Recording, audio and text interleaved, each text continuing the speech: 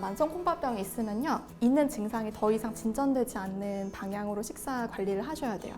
소금 적게 드시는 거, 이게 첫 번째고요. 그 다음에 두 번째가 단백질량 조절하시는 거. 그 다음에 이제 환자분에 따라서 인하고 칼륨 같은 거를 조절을 하실 필요가 있으신 분들이 있어요. 자, 우리가 소금 섭취를 줄이는 방법부터 먼저 말씀을 드릴게요. 하나는 알고 계실 거예요. 국물 안 먹는 거 되게 중요하고요. 그 다음에 두 번째는 요거는 한국 사람이면 좀 힘들 수도 있어요. 김치 줄이는 거, 요거 줄이는 거 되게 중요해요. 보통 이거 두 개만 줄여도 평소 자기가 먹는 소금량의 거의 절반 가까이는 줄일 수가 있어요. 근데 가끔 이러신 분들 있거든요. 나는 국물을 없으면 밥을 먹을 수가 없다 하시는 분들. 그러면은 국물을 최대한 연하게 하시거나 아니면 누룽지 같은 거는 국물까지 마음껏 드셔도 돼요. 간을 안 하기 때문에. 김치 같은 거 없이는 못 먹는다 하시는 분들은요, 김치가 아니라 생채 같은 것들, 식초 많이 넣고 새콤달콤하게 해서 드시는 거, 그런 거는 조금 소금량이 적기 때문에 드실 수 있을 거예요. 그다음에 요리를 직접 하시는 분들은 조림이나 찌개 같은 거 하게 되면 아무래도 양념을 많이 쓰게 돼요. 그래서 이것보다는 그냥 굽는 거, 찌는 거, 튀기는 거, 이런 게 아주 좋아요. 그래서 만약에 내가 생선을 한다 그러면은 생선 조림보다는 그냥 굽거나 튀기시는 거, 두부도 그냥 부침으로 드시는 게 낫지 두부 조림으로 드시는 거, 찌개로 드시는 거, 이런 거는 피하시면 훨씬 잘 드실 수 있을 거예요. 근데 저염식을 오래 지속하기 힘든 이유가 뭔지 아세요? 맛이 되게 없어요. 요리하시는 분들은 알 거예요. 내가 음식 하고 나서 마지막에 간하잖아요. 간하기 전에 먹어보면 아, 이게 뭔 맛이야 라는 느낌이 딱 들죠. 근데 저염식은요, 무양념식과 달라요. 제가 저염식 하라고 말씀드렸더니 그냥 생두부 데쳐서 드시고요, 그냥 고기 아무것도 없이 퍽퍽하게 드시고요, 이렇게 먹으면은 아무리 요리에 관심이 없어도 그런 식사 평생 유지하기 힘들어요. 그래서 저염식을 잘 하시는 방법은 뭐가 있냐면은 향신료를 잘 이용하셔야 돼요. 소금, 간장, 된장, 고추장 있잖아요. 근데 이거를 좀 적게 넣으시면 되지, 대신에 고춧가루, 겨자, 후추, 와사비 또는 레몬, 식초, 들기름, 참기름, 이런 것들은 좀 편하게 이용하셔도 돼요. 그 다음 내가 좀 매운 걸 좋아한다 그러면은 고추장은 안 넣어도 고추기름 같은 거 내가지고 좀 후추 뿌려서 드시면은 파마늘, 양파 넣고, 그런 거는 괜찮아요. 그 다음에 저염식 할 수 있는 쉬운 방법은요, 한 가지 음식에만 간하는 거, 또는 양념장 만들어서 따로 사용하는 방법이에요. 이렇게 하면은 내 눈앞에 있는 소금량, 간장량 얼마인지 딱 알 수 있기 때문에 나트륨 함량 드시는 거 줄여서 드실 수 있어요. 저염식의 기준은요, 하루에 이제 나트륨 2300mg 이하로 드시는 게 저염식인데요. 소금으로 따지면 5g이에요. 소금 5g은 어느 정도냐면은 우리 작은 숟가락으로 2스푼 반 정도가 5g이에요. 근데 이거를 하루 종일 나눠 먹는다고 하는데 이 방법이 실패하기 쉬운 이유가 뭐냐면은 여러분들이 혼자 살아서 내 음식 나만 먹고 급기니야 먹으면 상관이 없는데 가족들이랑 같이 밥 해 먹고 그러면은 소금이 나눠져 들어가기 때문에 얼마큼 먹었는지 알기가 힘들어요. 제일 좋은 방법은요, 만약에 음식을 하시고 나서 간을 하기 직전에 본인 거를 따로 빼놓으세요. 간장이나 소금 같은 거 딱 1g에서 1.5g 정도만 같이 놓으시고 거기다 찍어 드시거나 분배해서 드시는 게 내가 먹는 소금량 얼마인지 가장 정확히 측정할 수 있는 방법이에요.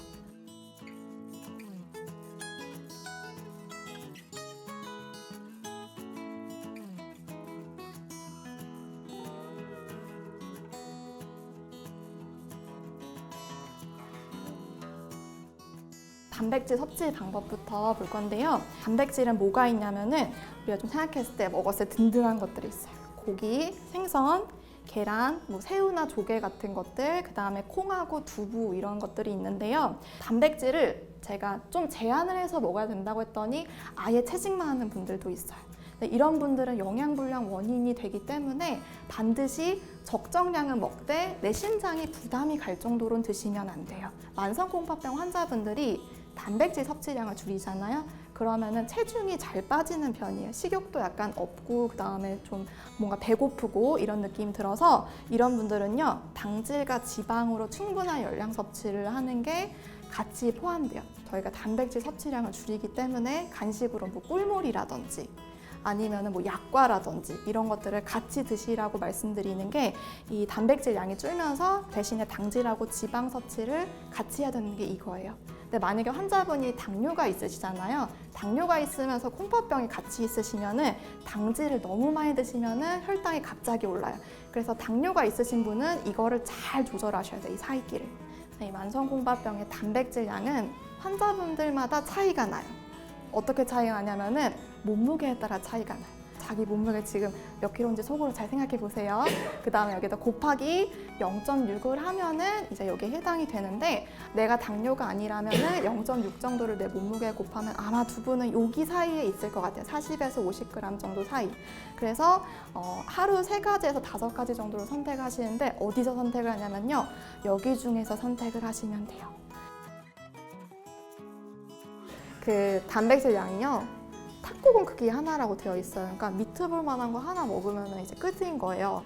그래서 내가 만약에 아침에 고기 탁구공 만한 크기로 하나 먹었다. 그럼 한 번이 되고요. 점심에 생선 저만한 크기로 한두 막 드셨다.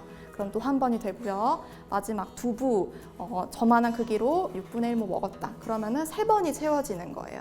그래서 하루에 드셔야 할 단백질 양이 그렇게 많지가 않아요.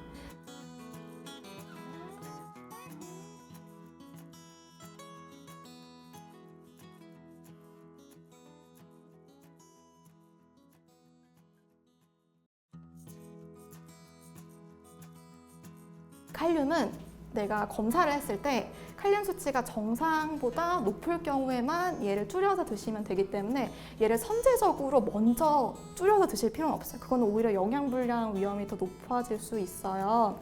네, 이제 칼륨 함량이 높은 식품을 미리 말씀을 드리자면은 잡곡류, 감자, 고구마, 콩류, 그 다음에 좀 푸릇푸릇한 채소류, 그 다음에 꽃감, 땅콩, 우유 이런 게 있는데요. 우리가 생각하기에 몸에 좋은 것들이 좀 많아요. 잡곡, 채소류 이런 것들을 칼륨이 내가 정상 범위 안에 있는데 잘못된 상식 때문에 안 드시게 되면은 오히려 좀 득보다 실이 크겠죠. 자, 그래서 이런 곡류 같은 거, 잡곡이라든지 감자, 고구마, 떡 같은 게 있는데요. 만약에 내가 칼륨을 조절해야 된다 그러면은 잡곡보다는 쌀밥으로 바꾸시는 게 좋고요. 그 다음에 감자나 고구마를 드실 때도 한 입 크기로 한두 개 정도만, 그냥 소량만, 맛보기 정도로만 살짝 드시는 게 좋고, 그 다음에 오른쪽에 떡이 있는데요. 떡이 다 안 되는 건 아니에요. 근데 콩 붙은 거, 호박 붙은 거, 팥 붙은 거 이런 건 제외하고 그냥 백설기, 흰색 가래떡, 절편 이런 거는 드셔도 상관없어요. 대신에 쑥 들어간 건 안 돼요.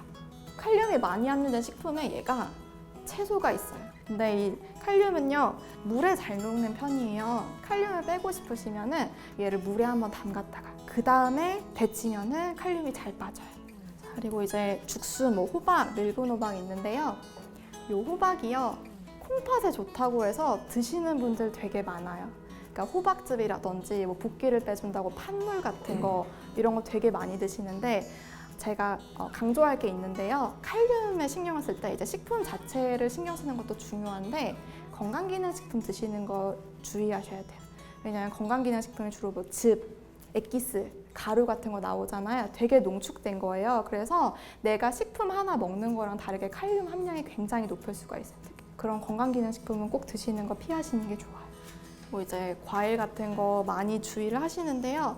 내 수치가 정상적이면은 드셔도 상관은 없는데, 칼륨을 주의를 할 때요, 과일량은 조금 정해져 있어요. 과일량은 우리가 칼륨 때문이 아니더라도 원래 하루에 그렇게 많이 드셔야 될 종류들이 아니에요. 내가 먹어야 될 양은 한쪽 정도예요. 하루 종일. 남자분들 같은 경우는 2쪽 정도 될 수는 있는데, 여자분들 같은 경우는 하루 과일 한쪽 드시면은 충분히 드셔야 할 양 드시는 거기 때문에 이거는 칼륨이 적든 많든 소량만 드시면 돼요. 견과류, 콩류 이런 게 있어요. 그래서 만약에 칼륨 수치 높으신 분들 견과류 간식은 빼고 드세요. 그 다음에 콩물 같은 거 굳이 드실 필요는 없어요.